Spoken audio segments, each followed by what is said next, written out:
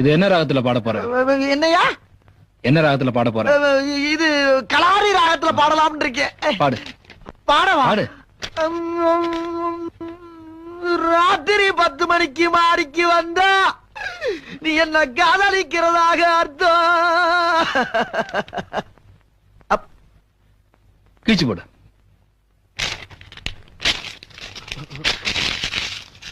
டேய், வாயில போடு.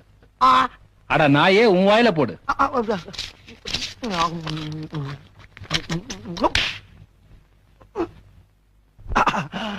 போயிடுச்சியா? இந்த காதல்ன்ற வார்த்தை வாய் வழியா போய் வயிற்று வழியா வந்து வேற வழியா வெளியில போயிடும். டேய் ஐயா, இனி காதல்ன்ற வார்த்தை பாட்டுல கூட வரக்கூடாது. புரிஞ்சுதா? போ.